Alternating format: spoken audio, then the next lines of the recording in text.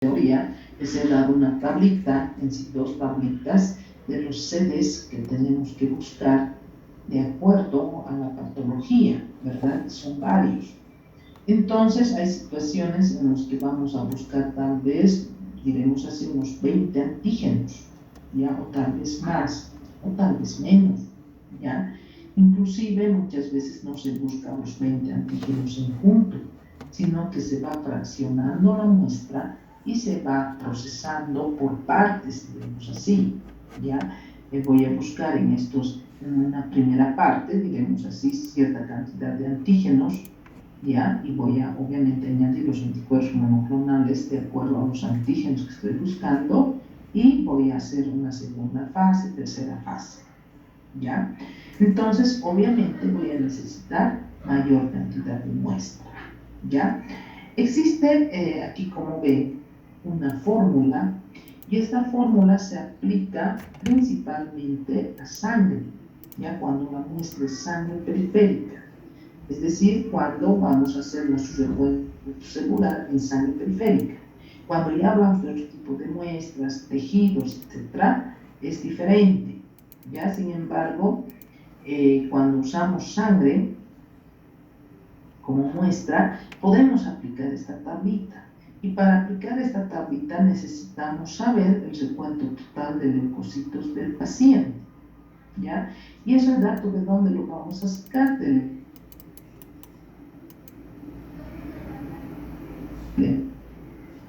gramo, ¿verdad? Del patimos, este 500.000 es un dato, digamos así, constante, ¿ya? Y vamos a dividir estas 500.000 células entre el número de leucocitos del paciente, ¿ya? Por ejemplo, si tengo un paciente con una leucopenia marcada, diremos 3.000 de blancos, y vamos a considerar 3.000 en unidades tradicionales por milímetro cúbico, entonces voy a dividir 500.000 entre 3.000, ¿ya? Y esto obviamente es una división simple, ¿verdad? Entonces agarro mi calculadora, ¿ya? Y divido 5.000, 500.000, diré, entre 3.000, que son solamente el ejemplo que les he puesto, ¿no? Entonces, ¿cuánto me da aquí?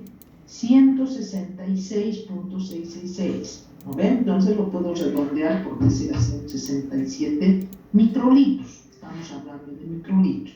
La cantidad que me da sería, en este caso, 167 microlitros de sangre que necesitaría para determinar un solo antígeno, ¿ya? Entonces, si me dice que necesito solo 166 microlitros, tampoco le voy a tomar solo 166 microlitros al paciente, no le tomaré tal vez un ml al paciente y sé que ese ml me va a alcanzar para determinar lo que yo quiero determinar. Si es el caso y el ejemplo de los CD4, ¿verdad? Que es solo un antígeno que estoy buscando y voy a utilizar un solo anticuerpo, como mínimo necesito 167 microlitros de sangre de ese paciente, ¿ya? Pero, si quiero determinar más antígenos, como les he puesto el caso de las leucemias, por ejemplo, que voy a detectar por lo menos 20 antígenos, ¿ya? Entonces tendría que multiplicar mi valor, que me ha dado 166, por 20, ¿verdad? Porque son 20 antígenos. Igual, me sale 3.333 microlitros. Entonces, si lo convierto esto a ml, necesitaría por lo menos 3 ml de este paciente para detectar 20 antígenos, ¿ya? Esta fórmula te ayuda sobre todo cuando uno está empezando, ¿ya?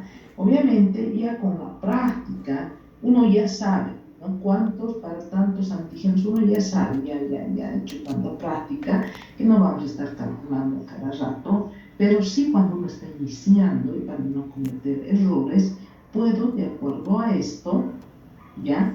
calcular con cuánto de muestra voy a trabajar y cuánto es lo mínimo que tengo que tener, ¿no?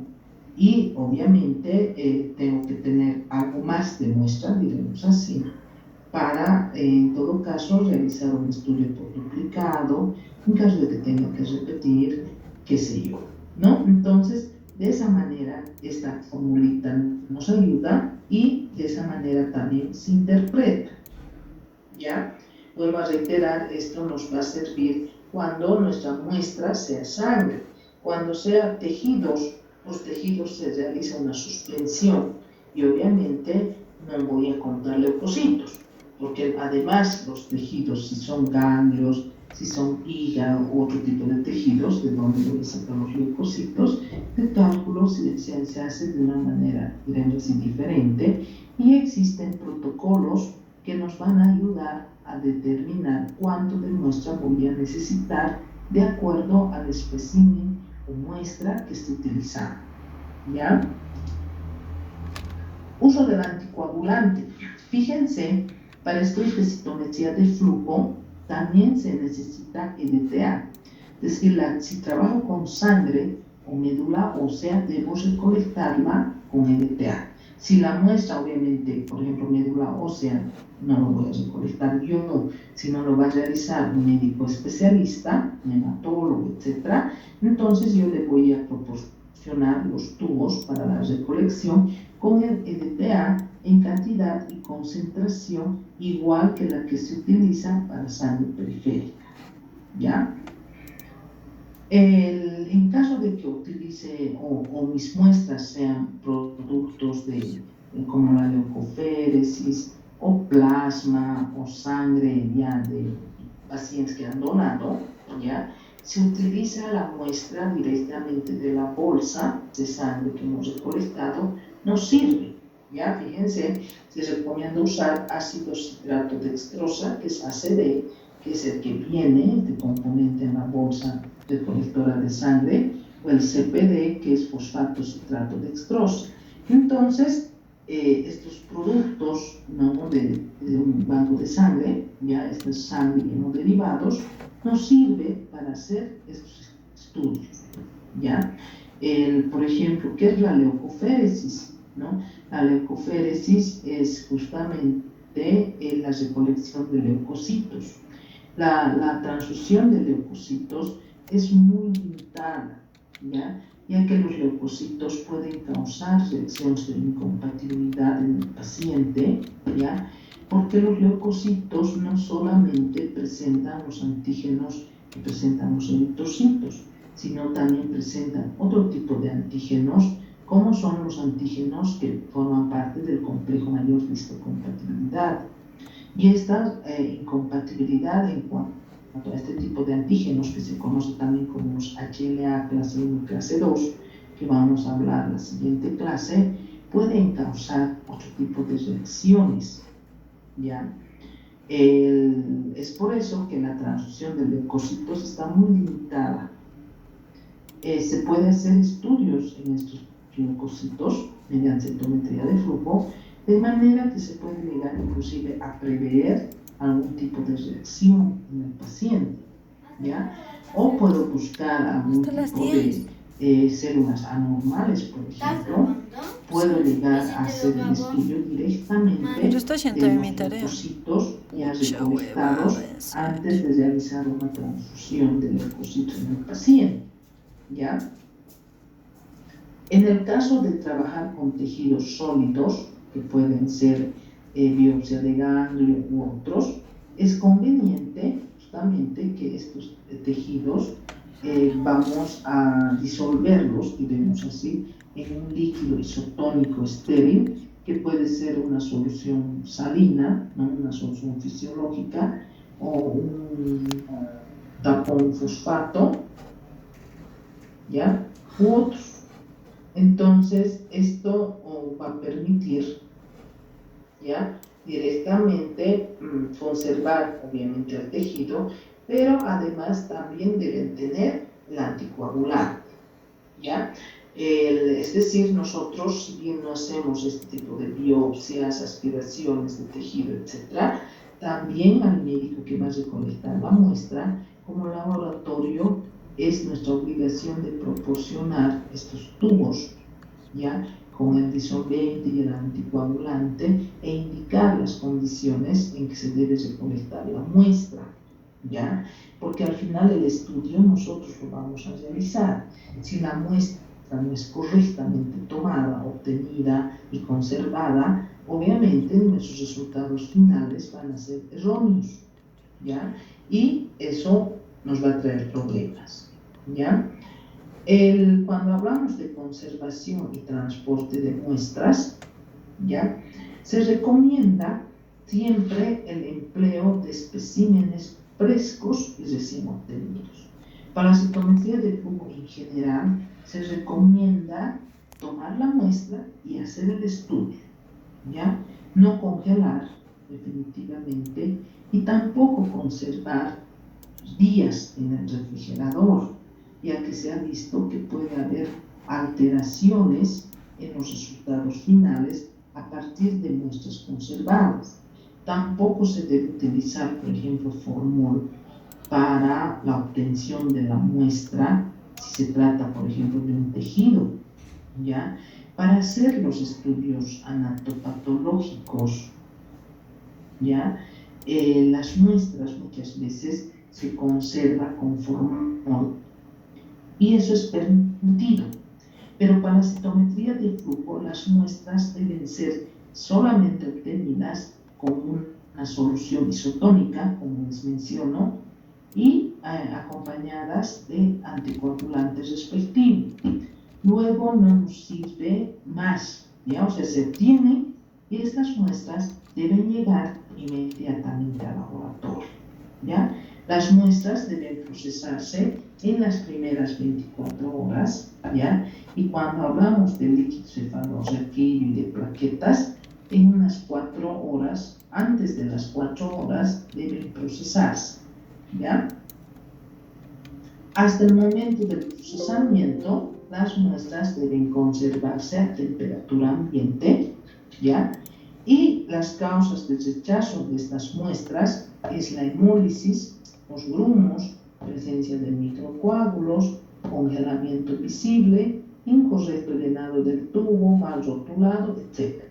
Si se dan cuenta, las principales causas de rechazo de muestra, y eso nunca se van a olvidar, en general para todos los estudios hematológicos, es la hemólisis y la presencia de coágulos.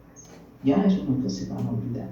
Sí hay otras causas de rechazo de muestras, sí, pero las principales, y esto hemos ido reiterando prácticamente en todas las clases, ¿no? Y en todas las prácticas, es la hemólisis y la presencia de coágulos, microcoágulos, o muestra parcialmente coagulada, etc., no nos sirve, ¿ya? Panel de anticuerpos monoclonales y fluorocromos, ¿no? Como ya hemos mencionado, vamos a utilizar diferentes tipos de anticuerpos monoclonales dependiendo del estudio que queremos realizar. Por ejemplo, para el estudio de las leucemias agudas, ¿no? Debe incluir anticuerpos dirigidos contra los principales antígenos de diferenciación celular, expresados en la membrana, en el citoplasma, en el núcleo de los precursores hematopoietíticos previamente titulados, ¿no? Entonces, el uso de estos anticuerpos, ya como les he mencionado hace rato, va a depender mucho de qué tipo de células voy a buscar, ¿ya? No tengo que agarrar, tengo 100 anticuerpos monoclonales, los voy a meter los 100, voy a hacer un cóctel con mi muestra, voy a inyectar al citómetro, hasta el citómetro se puede volver loco, ¿verdad? Tengo que tener justamente mis protocolos muy bien establecidos, revisados, etc., donde tengo que saber y ver qué tipo de anticuerpos voy a utilizar, ¿ya? En la teoría les he proporcionado, ¿verdad? Son 2 tablitas donde está constando los principales sedes que tienen cada grupo celular. Y obviamente, de acuerdo a sus sedes, voy a utilizar anticuerpos monoclonales anti-CDs, ¿verdad? Y de todo eso yo tengo que tener los criterios para ver cuál es el que me sirve, ¿ya? Y con cuántos anticuerpos monoclonales voy a trabajar, ¿ya? Existen también ya protocolos donde te indican, en caso de, por ejemplo, de ser el diagnóstico de una leucemia linfocítica aguda, debemos utilizar tales marcadores, ¿no? O tales anticuerpos para buscar tales marcadores, ¿ya? Algunos estudios obviamente son mucho más sencillos que otros, ¿ya? Y obviamente voy a utilizar menos anticuerpos monoclonales. Los fluorocromos pueden venir ya conjugados, diremos así, con el anticuerpo monoclonal correspondiente, o pueden venir de manera separada, ¿ya? Y realizar nosotros en el procedimiento que vamos a realizar, ¿ya? Vamos a hacer la conjugación, ¿ya?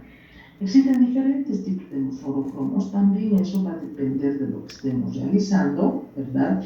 Y aquí les puse algunos ejemplos de fluorocromos que se utilizan. Una vez que preparo así mi muestra, se debe incubar durante 20 a 30 minutos a temperatura ambiente, ¿ya?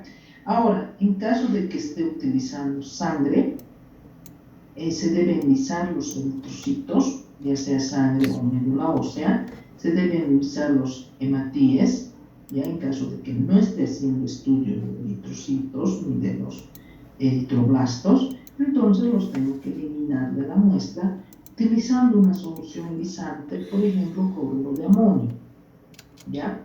Y eso lo hago durante 10 minutos, hago una incubación, ¿ya?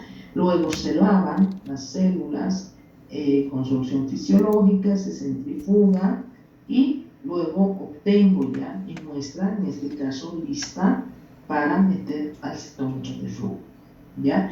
Ahora, si por alguna razón no tendría que realizar esta lectura en el momento, puede ser porque tengo demasiadas muestras, etcétera, se puede ahí recién fijar las muestras, ¿ya? Pero ya estas muestras ya tratadas, cuando ya están listas, se puede fijar con una solución fijadora, como es el formaldehído al 1%.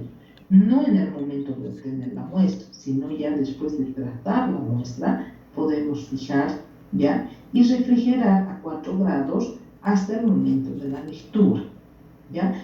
Esto siempre se recomienda, vuelvo a reiterar, que las lecturas, los estudios de citometría de flujo deben realizarse con muestra fresca, ¿ya?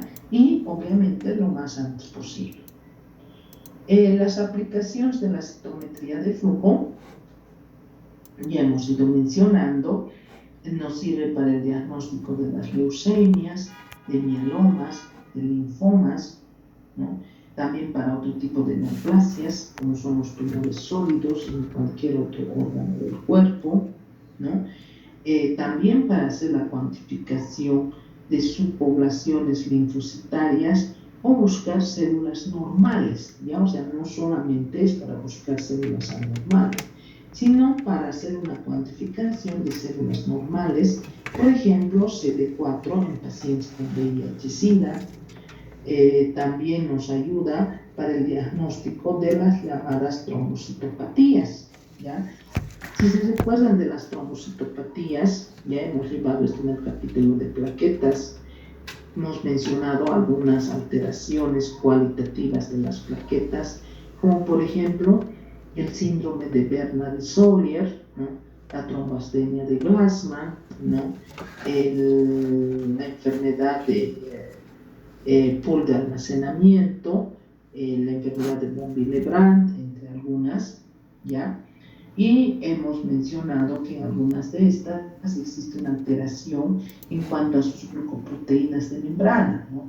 Las glucoproteínas de membrana de las plaquetas vienen enumeradas, si se acuerdan, como GP1 con números romanos, GP2, GP3, y además entre ellas hay clasificaciones, diremos así, que vienen con letras en minúsculas como es ABC, ¿ya? Entonces, justamente la ausencia de estas en las membranas pueden dar y alterar tanto la capacidad de adhesión y en algunos de agregación o plaquetaria. Y en estos casos también conviene hacer este tipo de estudios. Hemos mencionado como métodos de diagnóstico hacer, por ejemplo, pruebas de agregación, ¿verdad? Y adhesión plaquetaria, pero también podemos hacer estudios mediante citometría de flujo para detectar, ¿no?, estos GPs en las células y poder hacer un diagnóstico más exacto, ¿ya? También para otro tipo de patologías, ¿no? Por ejemplo, en algunos otros tipos de inmunodeficiencia primaria, ¿ya? Para hacer también un diagnóstico en algunos tipos de enfermedades autoinmunes, ¿ya? Y no solamente nos sirve para el estudio de enfermedades en seres humanos, sino también hacer estudio, por ejemplo, para en los animalitos, ¿no? En la veterinaria, zootecnia, también para estudios biológicos, ambientales, inclusive estudios en cuanto a la botánica, agricultura, etcétera, ¿no? Y estudios de plantas, ¿ya? Que son células, ¿verdad? Son células todo esto. Y la citometría de flujo también sirve para ese tipo de estudios. O sea, tiene una amplia aplicación. No solamente nos vamos a quedar con la idea de que citometría de flujo es exclusivo para hematología, sino que se puede aplicar en otro tipo de estudios. Es muy interesante, ¿ya? Y obviamente es cuestión de saber manejarla, ¿ya? Nuestras y de saber interpretar sus resultados, porque así también como nosotros podemos hacer miles de estudios, depende mucho también de una buena interpretación de estos resultados para que obviamente estos sirvan para un buen diagnóstico y no sea más bien al revés, que en vez de orientarnos nos esté desorientando, ¿no? Más que todo por hacer un mal uso de este método de diagnóstico.